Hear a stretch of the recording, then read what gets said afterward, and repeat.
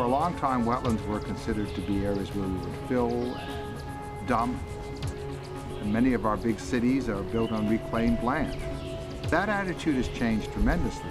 There is the Clean Water Act. There is a lot stronger interest in wetlands. The Hudson Valley has so many different kinds of wetlands. Might not be your traditional lake. It might be a peat bog. Marshes are one of the habitats that we have here. And then we have small, unique wetland habitats like fens. And then one of my favorites are vernal pools. But then we have wetlands that are completely different, like hardwood swamps. Wetlands come in a wide variety of forms and functions.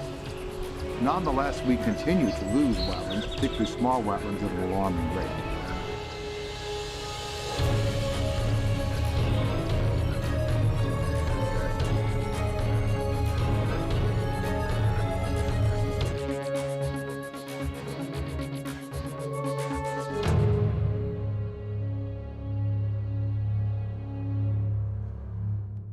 Certainly, larger wetlands are protected by the Army Corps of Engineers as jurisdictional waters of the United States. DEC protects larger wetlands, 12.4 acres or larger, so our large wetland systems have some protection. These smaller wetlands tend not to be as well protected. Article 24 protects wetlands in New York State that are greater than 12.4 acres. And a lot of our small wetlands are unprotected, in particular vernal pools or woodland pools. The vernal pool system, it does so much. They fill up with leaves, then they dry out. That's the nature of a vernal pool. It's what Hudsonia calls an intermittent woodland pool. And the pools are so important as breeding habitat because they're isolated, there's no fish, so the fish can't prey upon the eggs and developing larvae. In the wood frogs lay hundreds and hundreds of eggs, hundreds and hundreds of tadpoles, eat that nutrient mass up, and they take that energy back out into the ecosystem in the form of frogs. If you go there in the spring, it's like a coral reef of our northeastern forests. It's just exploding with life. And then eventually, all that life spreads back out into the forest. A species like a salamander that breeds in a vernal pool, they only are in the vernal pool for a couple weeks out of the year for breeding and egg laying, and then they move back to the forest where they live, some of them traveling 1/4 of a mile. And you can imagine for a creature that's only maybe 7 inches long, moving 1/4 of a mile is a great distance, and they have to cross driveways and roads and other potential hazards. Pound for pound, little tiny salamanders. There are more of those per acre of forest than there are white-tailed deer or any other large creatures. That is a huge amount of what we call biomass. I mean, salamanders are preyed upon by a wide variety of organisms. They serve as the base of the food chain. Amphibians and reptiles as a group do not have good dispersal capacity. They can't fly like birds. They're tied to very specific and often complex habitats, mosaics, as we call them ecologically, of wetlands and uplands. And consequently, when these disappear, the animals disappear. We coined the phrase or the term critical upland habitat. That's the part of the forest around the vernal pool that the vernal pool creatures need. And that's about anywhere from 750 feet or more around a vernal pool. That's not an area that you can't have any development in, but that's an area of ecological sensitivity. I think there's a common misperception that wetlands are these discrete features on the landscape. But what I'm encouraging people to do is to think about wetlands as part of that overall living quilt, living fabric. If we plan as communities, we can sustain these habitats that surrounds us, that sustains us. New York State has home rule, which allows individual communities to create municipal wetlands protections of their own, pass them, and enforce them. This wetlands law regulates smaller wetlands, vernal pools, stream banks that are not regulated by the DEC or the Army Corps. That doesn't mean every puddle needs to be protected. There are certain characteristics that differentiate a vernal pool from a puddle. We want to protect something that has an ecological value. The problem is sometimes even when we have leadership that gets it, they're plugged in, they understand the importance. Sometimes when nobody takes the time to educate our citizens about why this is important to them and their children and the community as a whole, those progressive actions end up falling apart down the road. And we've seen that happen in a number of Hudson Valley towns. Dealing with people's fears that they're not going to be able to use their property at all, which is really a misconception about the wetlands law. That's a challenge. The real way of handling that challenge has been having a really good wetlands inspector. He was the man on the ground implementing the wetlands law. He was educating the public while he was doing it. Well, here we are on the Wallkill floodplain. But this is a big river, and the floodplain is a really big floodplain. Now, here we have a sedge tussock. Sedges form these little lumps, and they're doing that so that they can aerate their roots. Look at this root right here. The root is doing the same thing. It's trying to aerate. When you see that lumpy ground, that's probably wetland.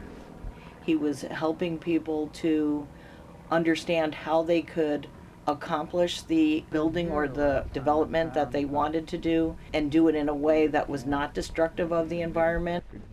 Davis sedge.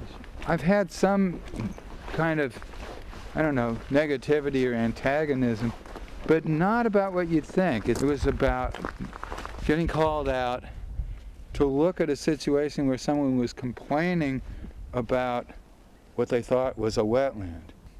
Someone had filled a wetland to build a development, forcing the water out of the wetland into neighboring properties, causing all sorts of problems. So we'd get calls by people complaining about these problems that were created by developing wetlands.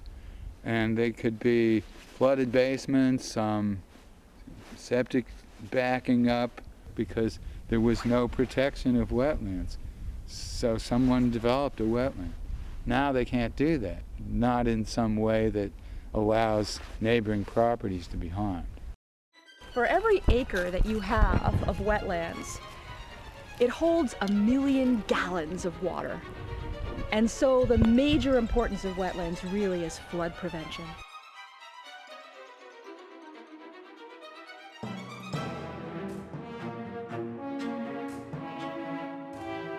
The water that comes into a wetlands comes with it bearing all sorts of chemicals from the roads and sediment and pesticides. And the wetlands act as a sink. The silt and the particles and the chemicals settle in the wetlands instead of flushing out into the river. It's the runoff that comes from excessive use of fertilizers, from the outflow of sewage treatment plants, from golf courses, various ways in which nitrogen is added to the environment. So the fact that a wetland can clean up and remove the nitrate from waters that enter it has a large beneficial effect on the quality of well water. Part of the biological function that wetlands perform, which is a cleansing process. That's the great thing about biodiversity in water, is that it cleans the water. What you're left with is water you can drink. To a lot of people, biodiversity is threatened and endangered species. Everything from panda bears to maybe peregrine falcons and bald eagles. But it's actually much more than that. It encompasses all the diversity of living things, as well as how they interact with each other and how they interact with the non-living environment. And wetlands are part of biodiversity. How water is held in a wetland, how it seeps through the wetland slowly into the ground and replenishing groundwater, and how wetlands provide habitat for so many different plants and animals. With wetlands, you have a biodiversity and you have a diverse amount of species, especially a diverse amount of mice.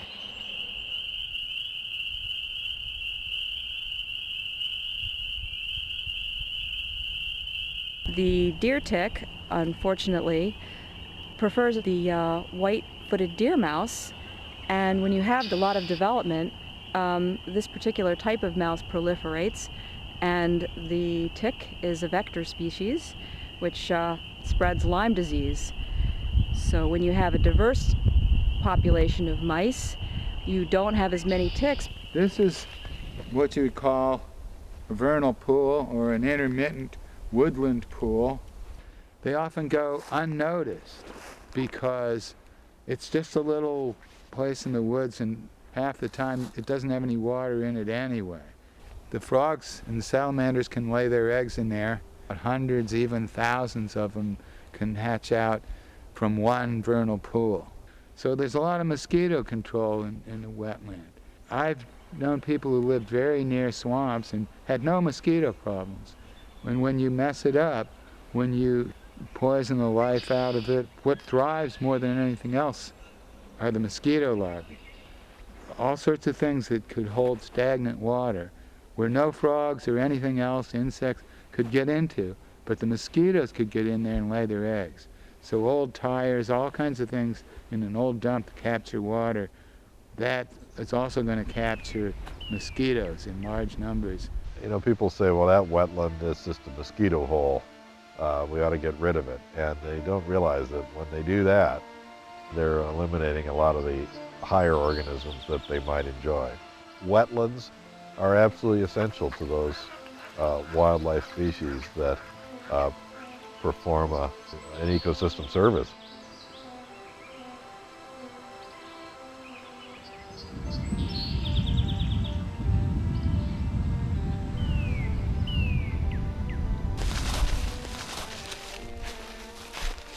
This one is dry now.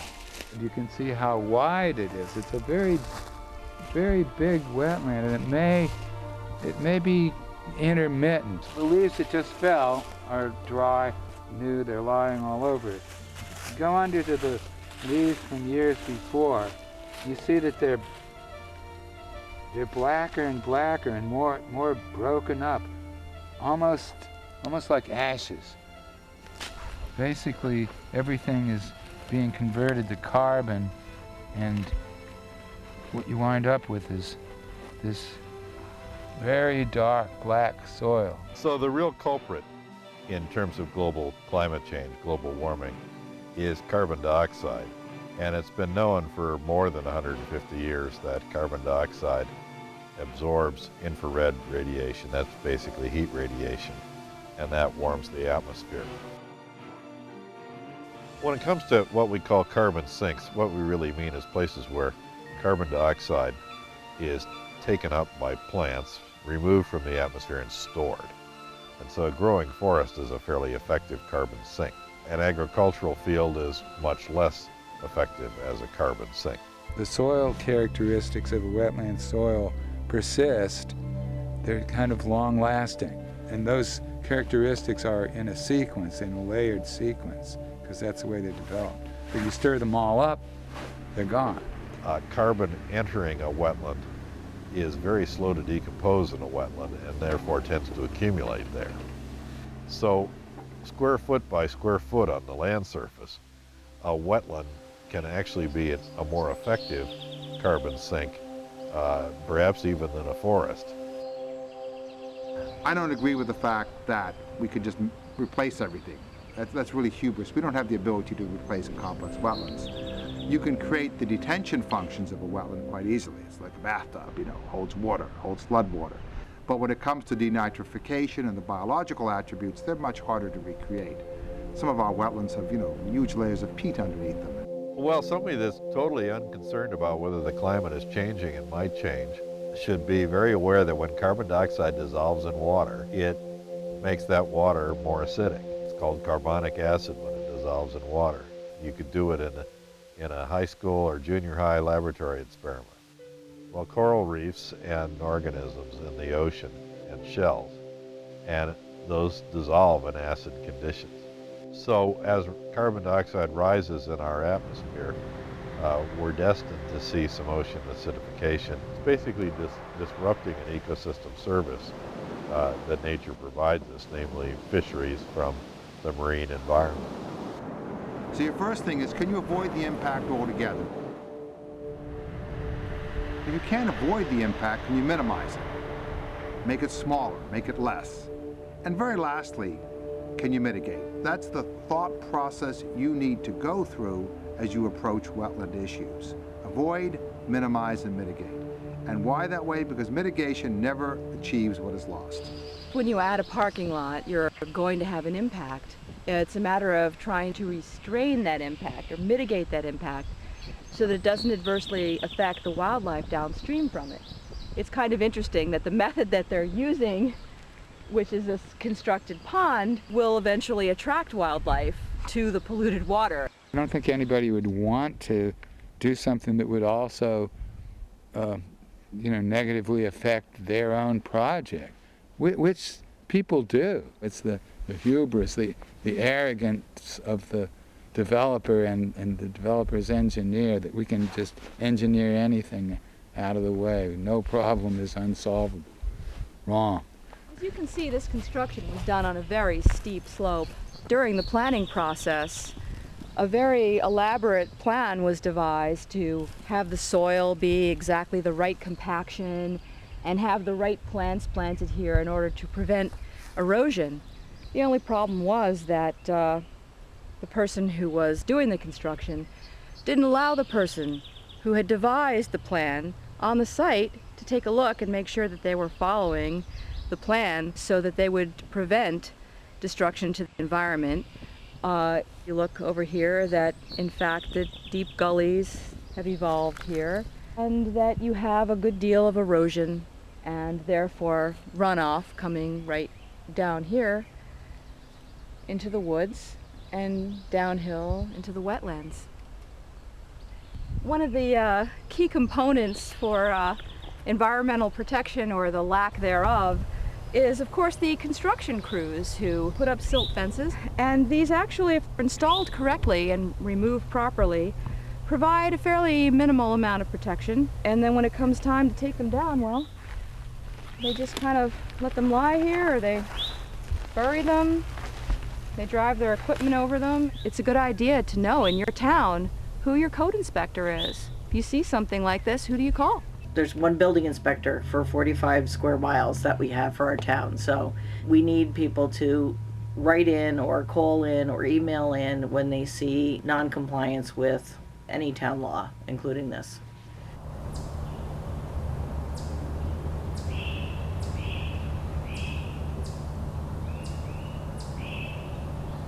I think the protection of our environmental heritage and stewardship of our wetlands is everybody's business.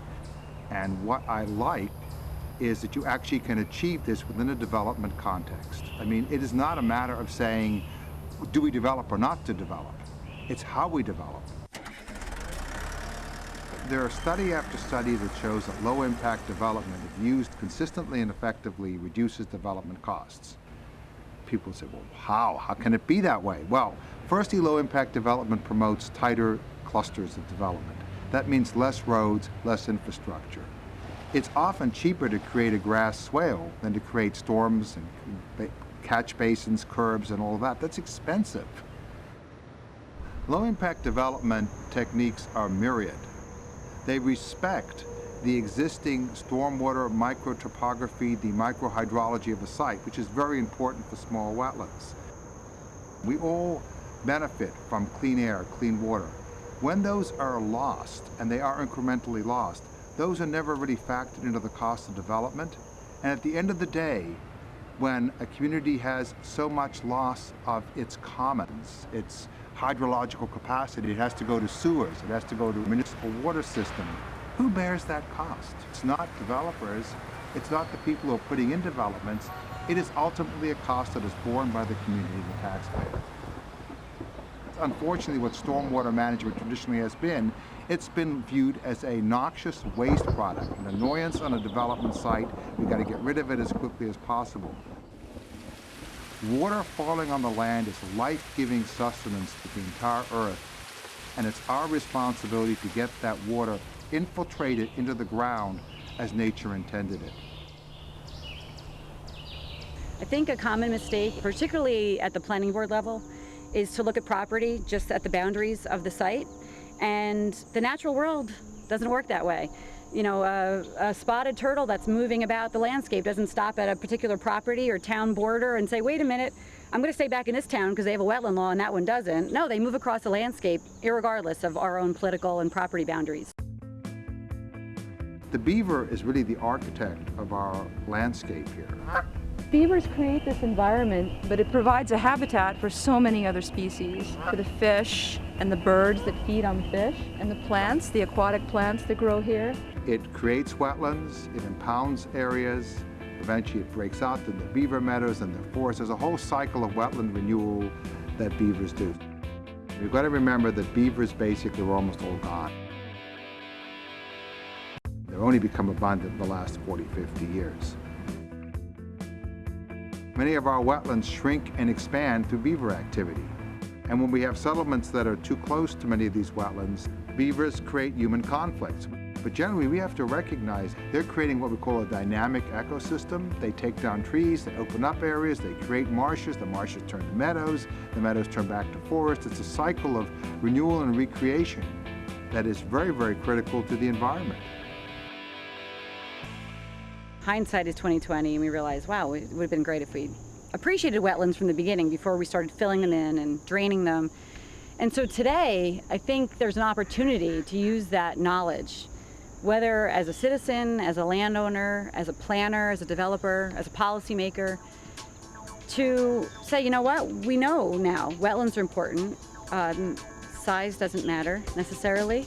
Small wetlands cumulatively also contribute to our ability to hold floodwater, our ability to filter water, our ability to provide habitat. My sense is what has worked ecologically over 300 or 400 years. And what's traditionally worked beautifully in our area is this sort of tight-knit little hamlets with lots of green space around it and farmland around it. Breaking ground is a pretty powerful term. When you develop, you break ground. And breaking means you're damaging something. We should start to discourage this pattern of destroying farmland, destroying forest for very limited short-term gain. When we're putting up new construction, stay away from the wet resources, not only because it's going to cost a lot of money to either the homeowner, the landowner, the taxpayer, perhaps the developer. It's also going to cost the community money. Our zoning codes, it's almost like a slash and burn mentality. Well, these are dead strip malls, but boy, we can go over here and create a new, better one. If we would incentivize people to go back and say, let's revitalize what we have, revitalize our downtowns, make them more desirable. Smart growth is a coined term that's used frequently. I like the idea of smart planning better. I think dumb growth is a big threat to wetlands. Certainly, we are already seeing water wars out west.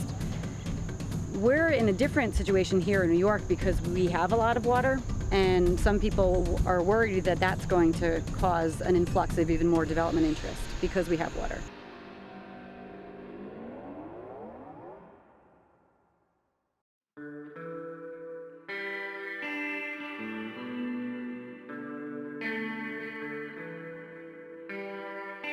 In light of the financial reality, having the opportunity to be proactive and not end up trying to save something at the last Hail Mary moment so that we don't end up having property owners with wells that dry up, and so we don't end up with municipal water systems that are depleting financial resources as we try to upgrade and try to seek out more water. And I think from common sense, it's going to be an expensive and potentially high impact endeavor.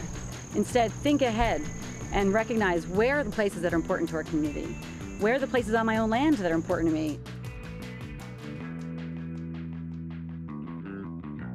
It's not easy. The decisions we make about land and where we're going to put our human development, where we're going to protect wildlife habitat, those aren't easy decisions. And I feel like if we can all just educate ourselves and take that extra step of responsibilities and put into place those plans and policies that protect them for the future generations, I think that's really the most common sense step we can take.